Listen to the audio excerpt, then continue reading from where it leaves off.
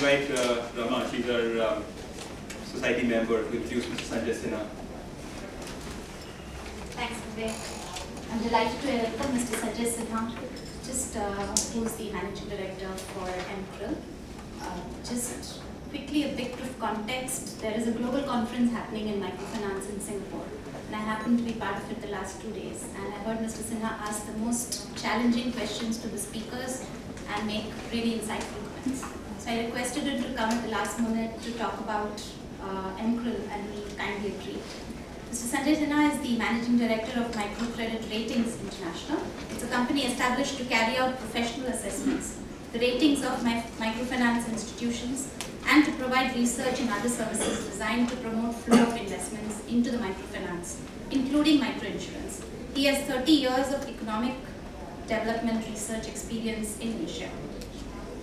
m-CRIL has also recently launched a pioneering effort to develop a rating systems for private schools aimed at low-income market in developing countries. They are also in the process of launching a sister company which will be evaluating social performance of the microfinance institutions. I'm sure he'll elaborate about it. He has an m-CRIL in economics from Oxford University. He co-founded the EDA Rural Systems, which is one of the premier development consulting company in Asia. He was a UN advisor on inclusive financial sectors. May I invite Mr. Sanjay Sinha? Thank you.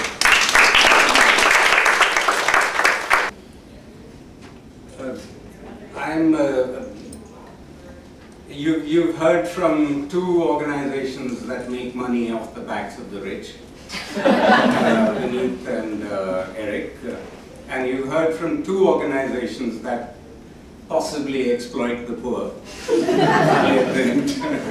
and Mr. James. I'm only the little knowledge partner to these people. We help some make money off the backs of the rich, and we help others exploit the poor. But unfortunately, being foolish, we don't make any money ourselves. So that's where we're at. Rating is putting information into this black box, and it comes out at the other end as a fancy report which tells you whether or not to invest in an institution. Actually, this isn't meant to be a black box, but when I actually did this, you can see the title there. It's not, I didn't intend to show you this title. This was the title given to me by, believe it or not, the Microfinance Club of the UK, which is a similar group to yours. So I did this presentation in last July, and the topic was this: can microfinance raters avoid the errors of the big rating? What we do, if we can, in fact, the next one. Yeah. You can see here, this basically lays out how the basis on which we rate a microfinance institution. It's a systematic assessment and benchmarking of the performance of microfinance institutions.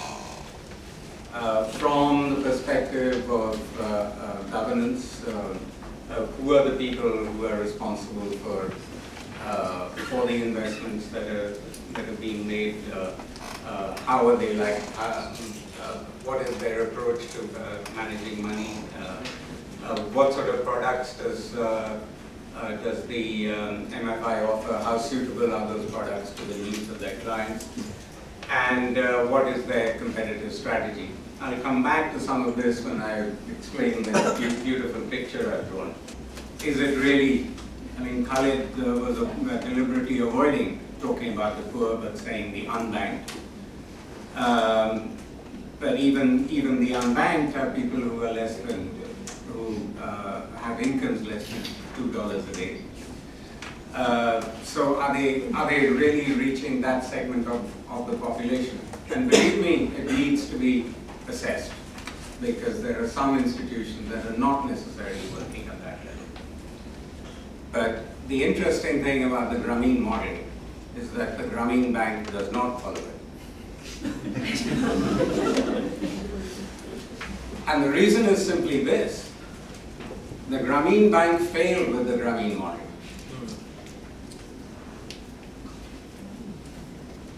But 4 or 5 years ago, there was an article in the Wall Street Journal that told the management of the Grameen Bank that their own branches were misreporting their portfolio because all their loans were being recycled,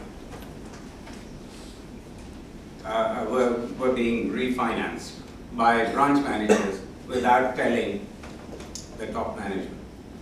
And the top management of Grameen Bank did not know this. So it was the Wall Street Journal that told them that.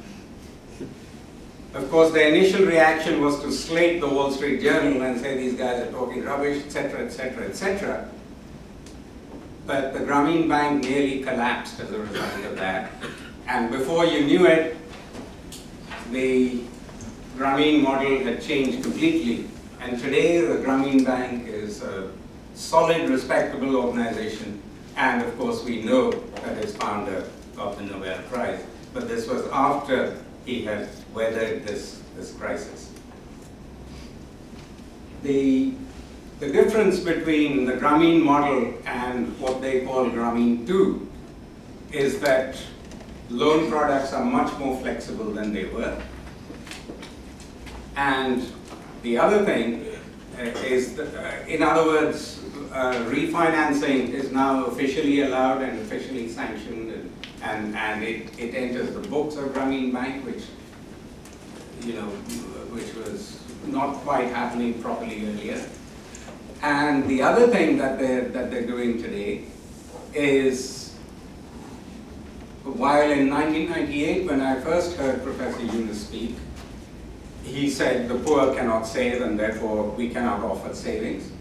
Today, Grameen Bank's deposits, which are taken from the poor, are actually twice as much as their loans.